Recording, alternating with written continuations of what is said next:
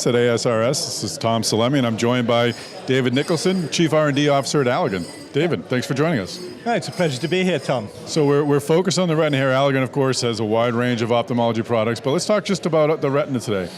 What areas are most interesting to Allergan in the retina? Our most advanced program is this agent called Abicipar. It's a DARPin. It's a novel anti-VEGF. We're in the middle of phase 3 for AMD.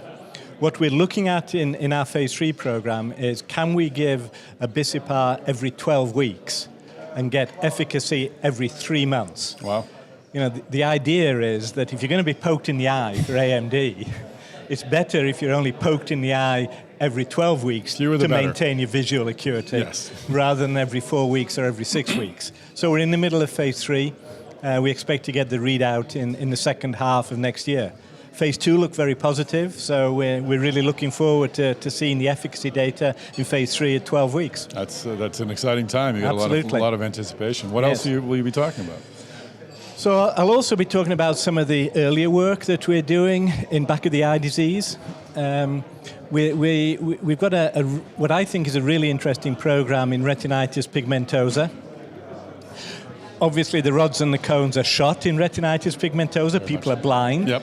So what we're doing is to transfect the ganglion cells in the back of the eye, the ganglion cells which are still functional, with a gene for channel rhodopsin 2, which is a light-sensitive protein, to restore vision to people who are completely blind. And I just think that's absolutely amazing. Can you imagine restoring vision to people who are blind? Well, we see it obviously on the implant side and on the device side with companies like Second Sight, but this would be sort of a pharmaceutical way of doing that? Well, it's a gene therapy approach. We're transfecting the ganglion cells with a particular gene expressing this light-sensitive protein. Yeah, so we hope it's going to be once and done. Mm-hmm. So that's one thing we're doing. Amazing. Yeah. And then we also have a collaboration with Editas here in Cambridge. Mm-hmm.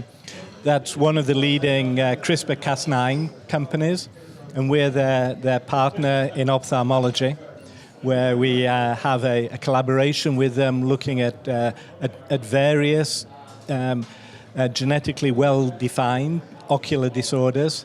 The lead program that Editas have is for Leber's disease. So it must be exciting to really be swinging for the fences with some of these therapeutics. I mean, you're really going to with real game-changing products and technologies, potentially. Absolutely, Tom. Yeah. You know, that's what we need to do these days in drug development. Me Too drugs aren't interesting anymore. Mm-hmm. We need to come with disruptive technology. And that's the Allergan philosophy across all of our therapeutic areas. Excellent. Well, we're grateful that you're sharing that story today here at OIS at ASRS. It's great to be here. It's a great meeting. Looking forward to sitting on the panel later today. Terrific.